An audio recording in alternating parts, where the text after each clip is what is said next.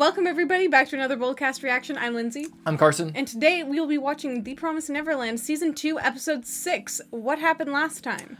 So for the last 2 weeks, the internet was ablaze with hatred for this show and how they've apparently just completely ruined everything. And Norman's back, and Isabella may be like the nuclear winter soldier, as I predicted, possibly. And we don't know what's going to be happening next, and apparently nobody knows, because this might either be an anime original, or it might be just speeding up to the end of the manga before, like, it was supposed to, I guess. And a lot of people said that we were being a little bit too optimistic, but I don't think so. I think we just saw a 10 out of 10 first season. We don't know anything about the manga. If you saw if you know what happens in the manga and you see this, I can imagine you'd be, like, pretty pissed off. We don't know any of that. And I stick by what I said at the end of season 1 in our reaction. I said, I don't care what changes they made from the manga. I don't care, like, you know, whatever it is, this is a 10 out of 10. That still kind of applies here. I know that it's probably not going to be as good as whatever you guys read, but we don't know any of that. So when we're watching it and we say, and we're, like, giving it a lot of, like, benefit of the doubt and, like, sort of viewing it in good faith that, like, things are going to turn around or that things aren't as bad as they seem or that it's going to come back in a cool way, we are operating solely based on the faith that we've been given based on what we saw in season 1 and the quality that we were presented with. We can now see that it's going in a different direction and it's not quite the same thing, but we were willing to think, like, that was a story of, like, cat and mouse intrigue, and then this is one of, like, survival and, like, grasping at every bit of hope that you can find. So it's a different thing, and maybe the author's just better at writing those types of stories and not these types of stories. We don't know, and that's the point I'm trying to make here, is that we're going to enjoy this for what it is, and it's obviously not as good as season 1. 6 episodes in season 1, we were fully hooked. 6 episodes in here, we're kind of shaky on what's happening. That's a very clear difference. But that's not going to ruin our enjoyment of it or going to stop us from watching it, unless it goes real downhill. But so far, it hasn't done that because it seems like a lot of people are saying it's going downhill based on what they've read in the manga and how it's not the same thing. It's not based on an actual sort of viewing of what we're seeing without any outside influence. But even us, as, like, people who are just viewing this for the first time and don't know what's going to happen and don't know what reveals are being skipped over, etc., are relatively enjoying it, if very sort of hesitant on what's going to be happening in the future. So all that to say, we're ready to enjoy it, and at least I am. I don't know about you, if you want to give your opinion, but I'm ready to enjoy it. I don't know what's going to happen in the manga. I don't know how this is going to be different. All I know is season 1 was dope. I like the characters. I like the world. I like everything. A lot of the stuff that has even been introduced about the religion, about the demons' need to eat humans and stuff like that, what we've been learning about that. All of the world building and stuff like that is pretty cool, and I like everything that's kind of going on. That's what I like, and I really loved season 1, but if this is going to be different, I'm okay with that, because there's always the manga to go back to afterwards. Just because Fullmetal Alchemist 2003 exists doesn't mean that Brotherhood doesn't exist, or the manga doesn't exist. Mm-hmm. Yeah, I would like to say I am not definitely, for me, nowhere near as good as season 1. However, I don't think that anything that has been done or any of the things that might be different, I don't think anything has been done that cannot, like, still be good later. Yeah. Like, nothing actively horrible to the story has happened. I don't think that there's anything that can't be spun into a way that will be interesting and good later on. So with that, we ask you to please support the official release. Come here to see what we have to say, not to watch the show for free. And also, if you like this video and you like us, make sure to like and subscribe. And with that, let's get into it. Promised Neverland, Season 2, Episode 6. Whoa, is there someone with a bag on their head? There's changes. I couldn't tell. I'm so bad at telling if now Norman's here. Norman's gonna be here. Yeah, see? Yeah. And at the top, you see the bag? And there's a different girl in there, too. These are all the people who have been hanging out with Norman. 2 swords. Norman looks weird there.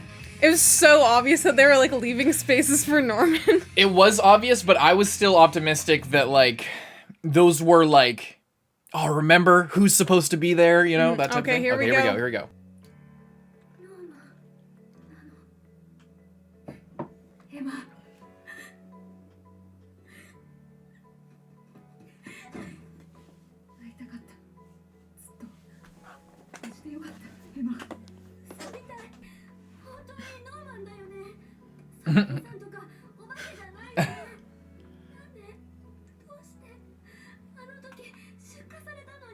He looks bigger. Different farm.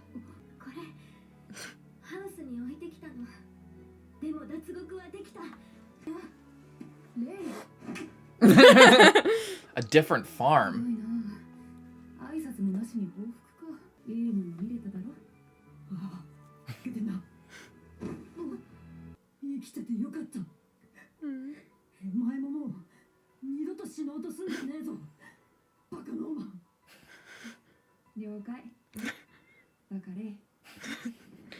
Okay, I love that you're like having this moment, but how about let's like get off the street? The girl with the long ponytail looks like she's from Inuyasha or something.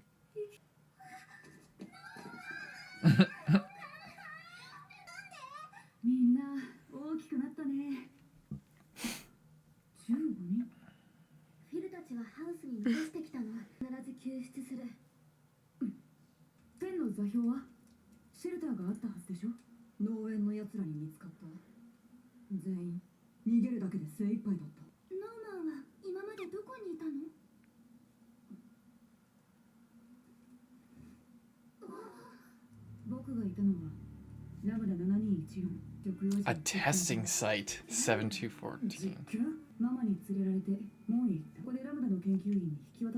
Oh, they were trying to figure out how to recreate more of him. Oh. What if Norman's like a sleeper? What if they released him?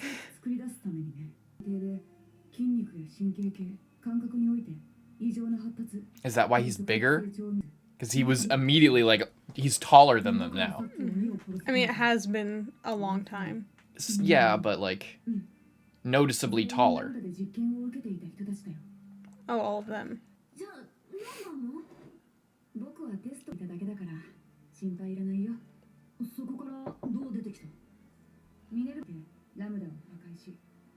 Destroyed it. This is bullshit. This is immediately bullshit. This is immediately bullshit. Smee.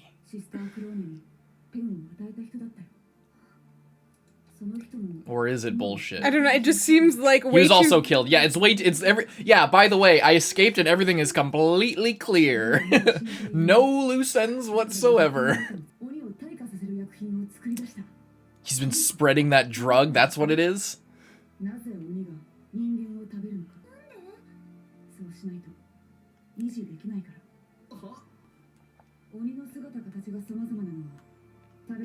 That's what I thought. Yeah, you thought that's pretty much just I'm pretty sure you called that like at the beginning.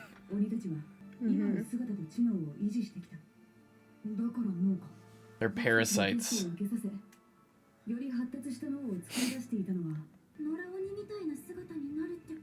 Good.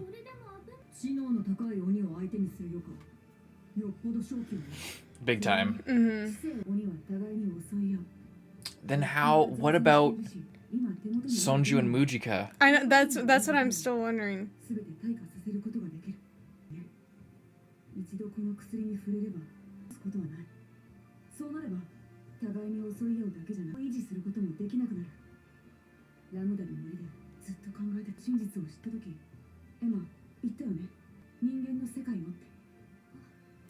It's kind of a dark path, though. It's kind of fucked up. I'm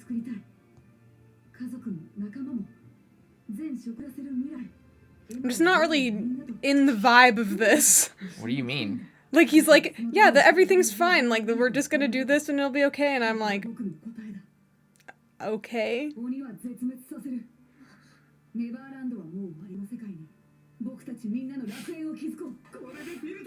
Warlord Norman! Warlord Norman!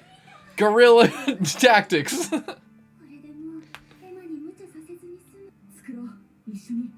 Biological warfare! Biological warfare!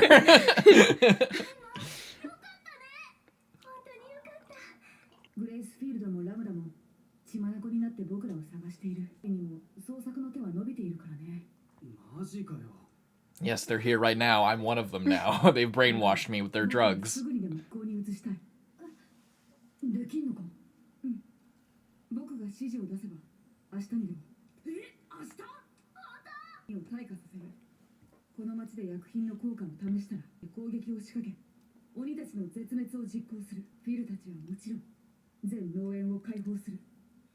Just they're like super happy. He's like, and we'll annihilate all of them after giving them this drug. And they're all like, yeah. And then Ray's just like, yeah. I'm with Ray. I'm with Ray. Hashtag I'm with Ray.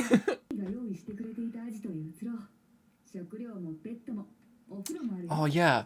I destroyed the entire place and I escaped and I made this drug and we're gonna kill them all and we're gonna just come with me, guys, and then if you come with me, I'm gonna create a paradise and there's these bunks and there's this food and oh my god, and we're gonna save everyone. And I have all the answers. Yeah. But if they are really trying to end the series this season, then this might be literally what's happening. It would have been more of a shock. Like if that's the thing, is like if this happened after a bunch of other shit, then I'd be like, okay, here we go. But now I'm like, this is way too early. Let's see what Ray has to say about this.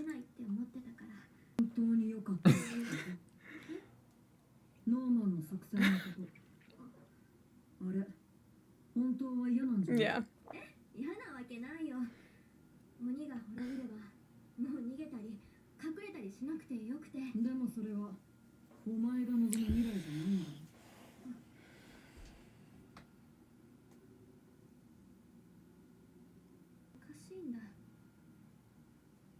Oh, it's fishy. It's too good to be true. Yeah, she showed like compassion to the old man there before. Mm-hmm. The old man.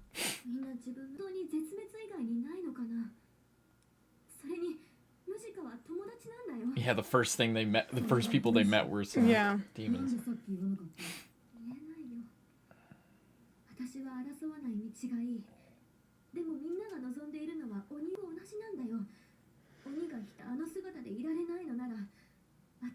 That's true. That's true. They'll degenerate without you anyway.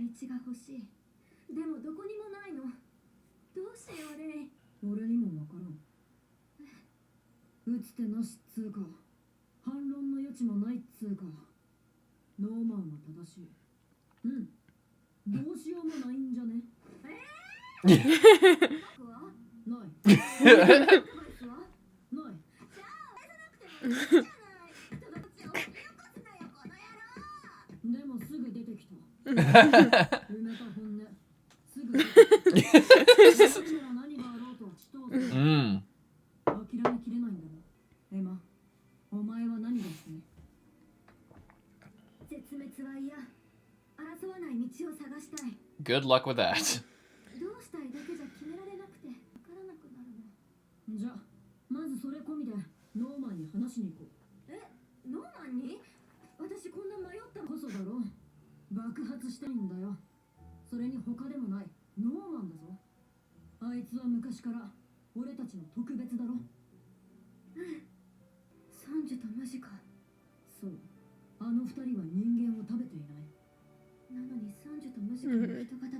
This is like the real question. I'm glad that they are bringing it up.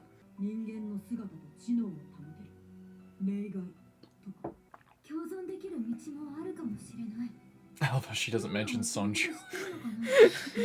They know he's creepy. In which case, would employing the drug at all be worth it if it's not 100% effective?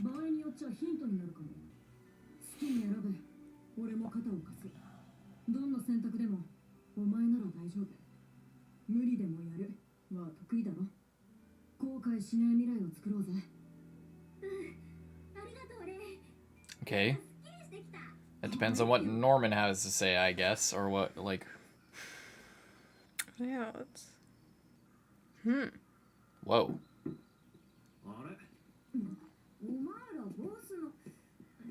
Boss. Grace Shield.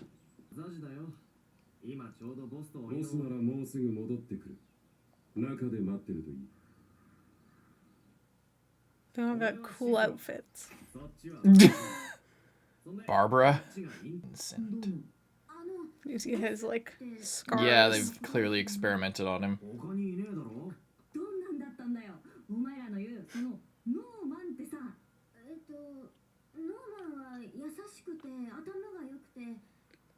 That's not the Norman we knew. The Norman we knew would pick up a machine gun. Oh, really? Holy fuck. 霧冬帝王なあもっとねえのってやつとかおねしょしてましたとか体は弱くて眠っていたよねへえラムダで助けられた時から完全無欠の天才って感じだったからさけど Getting separated really fucked him up. 他の量産農園の食用児たちを救い出して The mass production farms. Okay. Meaning not like the whatever 4 Yeah. or 5 great ones. But that's even more impressive because I'm sure there's many more people there. 鬼を一匹消すために俺は胸の内がスカッとするんだ。ああ、私もぶっ殺す食を食うとムカムカが消える。じゃあまさかその肉？そうだよ。殺した鬼の肉。だ言われんの。今でも頭に体にこびりついてんだ。ラムダであいつらにされてきた日マジで地獄だった。地獄のまぬるい。たくさんの子供が死んだし。殺された。物よりもひどい扱いだった。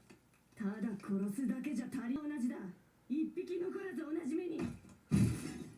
何その顔。嬉しくないの。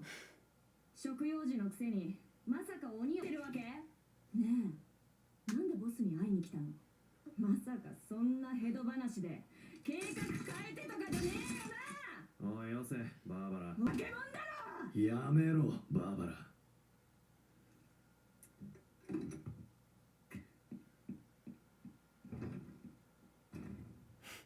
すまないな。だが気持ちは私もシークも同じだよ。鬼を絶滅させるべきだ。こうしてる今も。ハウスの兄弟たちはあいつらねえと。お前らだってハウスから助け出したい家族がいるんだろう。実な方法なんだよ。ビーセント・シスロイ。最終実験の上もレイ。Experiment. ノーマン、ごめん。少し待っててもらえる？すぐ戻る。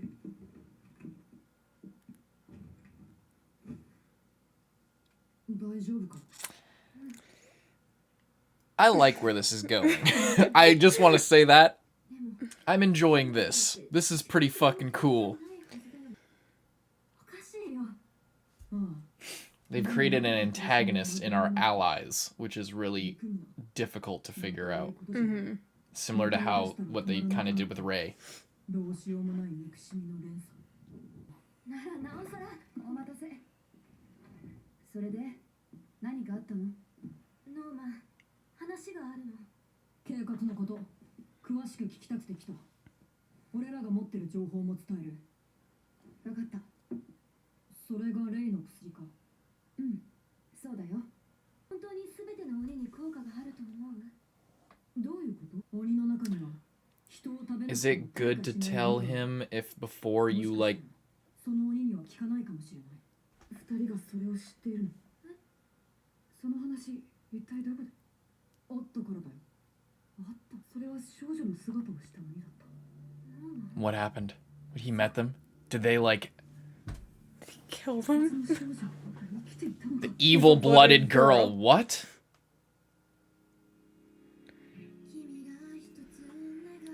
I feel like that has something to do with the opening. I keep like saying, why is she going like this with like blood dripping everywhere? Evil-blooded girl. That must be a weird translation. That doesn't make any sense. Evil-blooded girl. That has to be a bad translation. Because there's no way, there's nothing like connected to that. Like, I don't know what that could possibly mean. Well, it might just mean that her blood is... Evil? Like, or that's just what they call it because they can't... she like is capable of like crazy shit or something. But it's just weird. So what'd you think of that episode? So...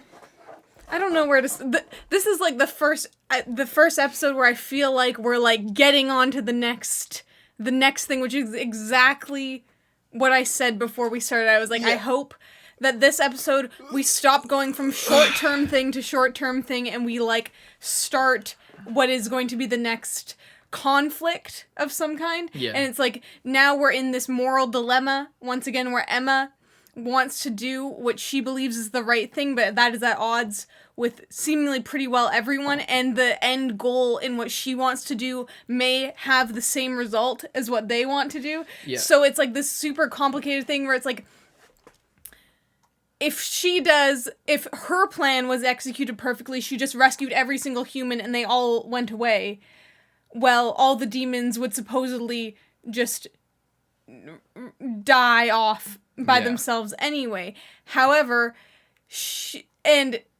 but she doesn't want to actively, like, murder them all. And I do think it's an interesting thing, because although the result is the same, the way you're going about it is different. And I think the difference is... The philosophy matters. The intentions matter. Because what Emma's doing is she is taking away what she believes are... Like, she is basically taking away a resource from them, but the point isn't to take it away from them. The point is to get themselves to safety. However... the objective isn't to cause harm. However, actively eradicating all demons and causing, like, a mass extinction of them, basically... It yields the same result. It is the same result, however, you are intentionally doing it to cause pain and harm. Yeah. And revenge on these people who wronged you. Yeah. And that's an important distinction, is that they're people. Like, they're people. They're not humans, but they are people. They have, like, consciousness and can make decisions. And that's the thing. It's like, it's the pain that's fucked up. It's not, and it's the intention that matters. It's like, the reason you're doing it matters. It's that simple. But what I love about this is that Ray is like fully Ray mode, where he's just like, he's also on their side, kind of. But even when he's hearing them talk about it, is just kind of like, this doesn't have anything to do with, like, our goal. Like, our goal is not... Your goal is to eradicate them. Your main objective is to eradicate and get revenge. And then a freedom byproduct comes after that. Yeah. The byproduct is the freedom. Our objective is the freedom, and a byproduct is their eradication or their degeneration into beasts again. Those are two completely different objectives, and... so I like that now this is a cool and creative way to bring it back, and it makes, like, to bring it back to, like, what the story, like, the feeling that the story gave us before. And I like it because it feels like it was set up from the beginning. This whole thing with Norman, it feels like this dynamic, what we're seeing right now, was set up from the beginning, because even in season 1, it was like, it's Emma, Ray, and Norman. If there's a leader, it's fucking Norman. Then, like, Emma is, like, a spiritual leader, and she, like, inspires them, and, like, is a visionary in a way that, like, Norman and Ray can't be. The difference between Norman and Ray was that Norman was closer, like, was willing to take a leap of faith and believe in Emma. That's the thing. But it was Norman's, like, strategy and high-level thinking allowed him to see things that other people couldn't see in a different way. And he was always the leader. So and he was always, like, a badass. It's like, Norman was, like, the best out of all of them, 100%. So to go from that in the first season, and us, us as viewers being like, fucking Norman, losing Norman was a huge loss. This is fucked. They lost their, like, the core of what they had. But the fact that he is now, like, kind of an antagonist, or, like, that he is on a different side or acting in a way that we don't see, it seems like it was set up, like, from the beginning to have this dynamic. It's also interesting because when Norman was in there, he was the one sort of making the plan, but he was taking inspiration from both, like, Ray's way of thinking and Emma's way of thinking, and then, like, going forward in the best way possible, whereas he's, like, sees what Ray's doing, sees what Emma's doing, he's like, okay, Emma, this is what Ray's going to do, and we're gonna, like, work with that, but then, like, take it away at the end and see what that can do. But what I really like is that Ray has, like, really, really genuinely learned the benefit of seeing the other side and not just getting locked into one plan. Like, old Ray might have been like, yes, killing all these demons, what a great idea. We're just gonna go with that because that's a logical plan. But now he's like, you know what, I can tell that although this may be the right plan, I can tell that this is not what Emma wants. This will, like, destroy her. Yeah, and, it's kind of flipped. It's kind and of flipped. so I'm going to make sure that she can do what she needs to do before it's too late. And because it was, like, Emma's determination, like, although, like, it was partly Norman's plan of, like, how it all went down, but it was Emma's, like, hope and vision that actually got them to the point that they are right now, which is saving everyone that they could and, like, surviving and making sure that he is alive. And now that he has this new life that he never expected to have, he's, like, really... I get, like, he's really honoring that, that, like, gift that Emma basically gave to him well. Yeah, they kind of flipped. They both changed in a different direction. Like Ray, the entire, like, finale of season 1 and the beginning of this season was, like, Ray was displaying just, like, how surprised Ray was. Like, he was the kind of person who would never consider things working out like this. Because he never had that hope and optimism. He was always so, like, wrapped up in how fucked up everything was. So he changed in that way. Whereas Norman, who was more optimistic and willing to see the other side, exactly like you said, like, clearly has been exposed to some different shit. And it's really messed with his resolve in this way, or twisted it in a weird way. And it's so interesting. I love that, like, the way Norman comes in and he's instantly like, "Oh, you guys, can you just give us a minute?" And like So, these like, people distant. who, immediately after, like, reuniting with the people he cares about most, immediately, just asking, like, leaving, like he's not excited to see them at all. He's just like, "Oh, now we got more soldiers," or whatever. Like, I don't know what he's thinking, Like, and that's interesting. He is excited, but he's very, like... He doesn't seem excited. Like, he was happy to see them, but he's not, like... He didn't seem super happy to see them. He didn't seem, like, what about that seems super... He didn't seem, like, excited. When he saw them the first time... But did he? Did he, though? He seemed somewhat emotional. Did he? Emma was emotional. Ray was emotional. He seemed like he was smiling in that way that Norman does, but it didn't... Like, the other two were crying. The other two were super happy. He just, like, gave him a smile. Like, was he super emotional about it? Like, I guess he might have been happy, but they've been, like, they don't even know what to think about him being back, whereas he's just, like, not even concerned. He's thinking about this experiment and thinking about their goals and all this shit. He's not thinking about that all of his siblings that he grew up with are now in front of him. He just doesn't seem to care. Even if he was emotional for Ray and Emma, he wasn't emotional for the kids at all. He was there and he like hugged them, but like the Norman of before would have been like he I don't know. He would have had more of a reaction there. I think. I don't know. I was writing something down What? before I forgot about it because I've been wanting to say it before. So the thing about Ray is an interesting thing is it's not like Ray all of a sudden sees the good thing. It's still not his plan, but he does know that it can be there even if he doesn't see that option. Which is also why he's telling Emma, because if anyone's going to come up with it, it's going to be her. It's not going to be Ray finding the other way to do things. Yeah. But he's willing to accept that even if he doesn't see it, it could still be there. So like that's what I really like. It's not all of a sudden Ray is like his morals have totally changed and the way he thinks has completely changed. It's just he's willing to believe that someone other than himself will find the better way. And if he can support that, then he will. Which is what I like. Yeah. I like it. Because it would have been unrealistic if all of a sudden he was like super like, oh, Emma, what if we try this? And what if we try that? But instead he's just like, well, I don't know.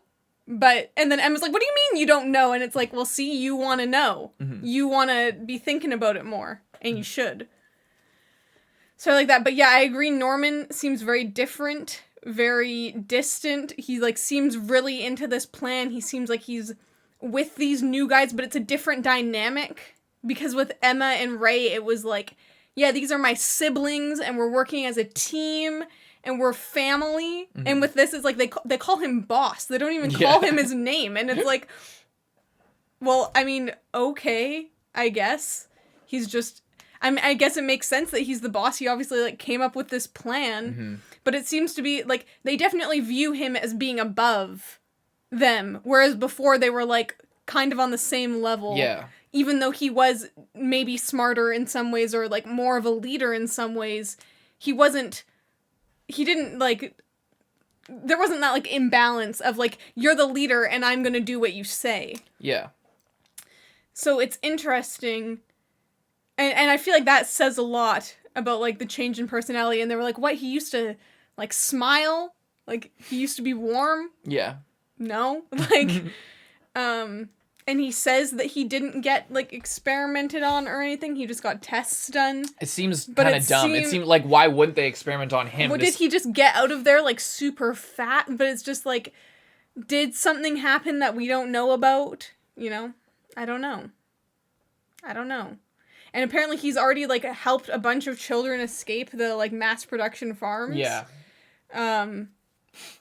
So he's just been like totally doing like so much. He's just been making it happen. People. Yeah. They created a fucking super weapon in him, and like yeah, it's awesome. It's so cool. And it's interesting. Yeah. I mean, I wonder if they did, because Norman's biggest weakness was his like physical sickliness.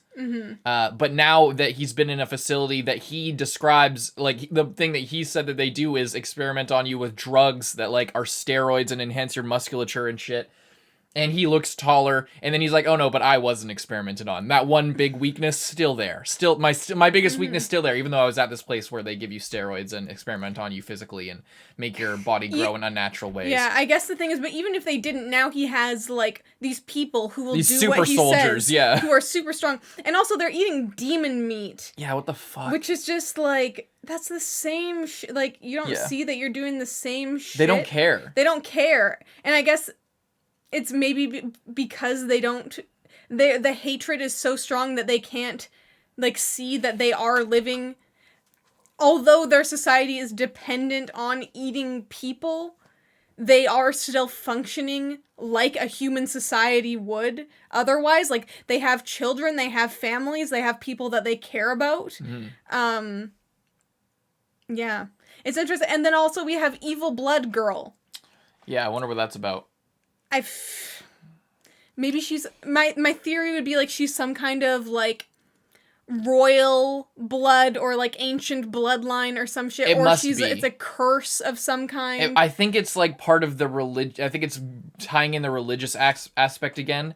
Maybe that like altar, it kept flashing to the altar. Looking at that, I think that might be looking Mujika. Like, I know, That's it keeps looking like her every time. I think that they're doing that it. deliberately. I think that maybe the reason that she is like this is because they are so into this like religion. It has like blessed them, or maybe she is some sort of messianic figure or something of them, and or something. And maybe the reason they want to find her is because they're immune. They might be immune to this drug. They're clearly okay with not eating humans, so they can maintain their so like. From the perspective of Norman and these people, of the Lambda rejects, or refugees, they, from their perspective, if your goal is, I want to eradicate all demons by degenerating them, but there's this one bloodline that can, if they find a way to synthesize that bit of that gene and disperse it amongst the populace or repopulate in some way, then they don't need to eat us, and then the one thing we have over them is completely gone. Their one weakness. Even if maybe potentially even being near her will like grant that immunity, because as far as we know, it's just her. Yeah. Like they didn't say anything about the evil-blooded hunter dude. Yeah. With her as well, but he hasn't eaten meat, and it seems to be that there's nothing necessarily special about him. Yeah. It seems to be her, but it's also interesting because from what we've seen about her, it almost seems like she is young. Like it seems like she doesn't know, like, you know, like she finds out, oh, the person that I've been with wants to kill and eat these humans, and she's kind of like, well, I don't really, you know? Yeah. It's just interesting. It'll be more interesting to find out her significance as potentially a religious figure, or... What clued me into that originally was in the obviously just all their talk of religion, firstly. But then in the ending, like when you see her in the ending, she's like walking with her arms out, and then her shadow is obviously like a cross. Like, you know, so that's the religious imagery is not only like explicitly talked about, but it's like sort of paired with images of her in the ending and stuff like that. So that's kind of interesting.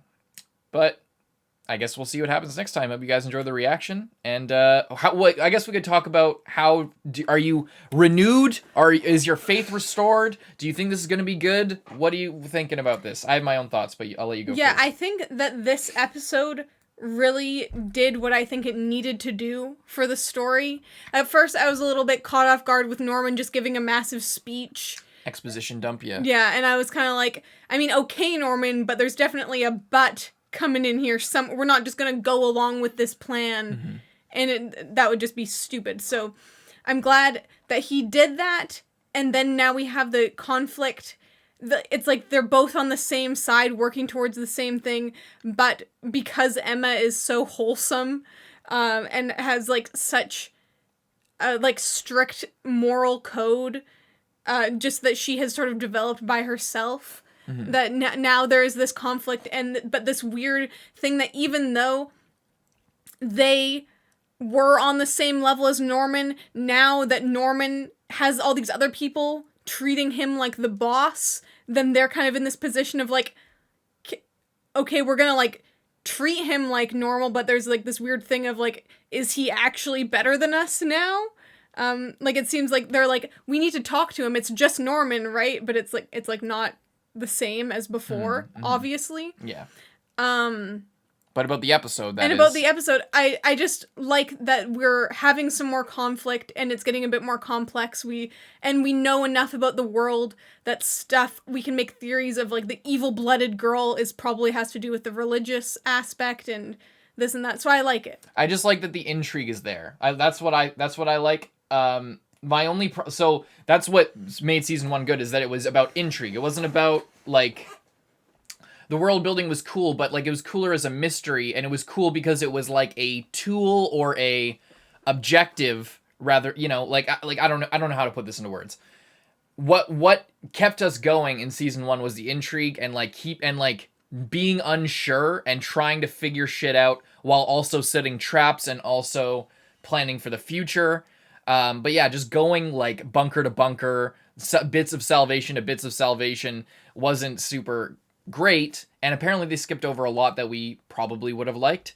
But my biggest problem is if they're trying to end it this season, if the reason they did all that was because what we're talking about is like the end, is like this is the final arc of the story and that's what we're getting into now, and then it's just gonna be over, and then or they're gonna end on another cliffhanger, not get renewed for a third season, and then end it. But if they're trying to end it in the next 6 or 7 episodes, I don't know how that's going to work in a satisfying way with all the shit they're setting up, with taking down all the farms, rescuing everybody, getting all that going, as well as tying up everything they just set up with Mujika and all the religious stuff and everything to do with that, spreading the drug, all this shit.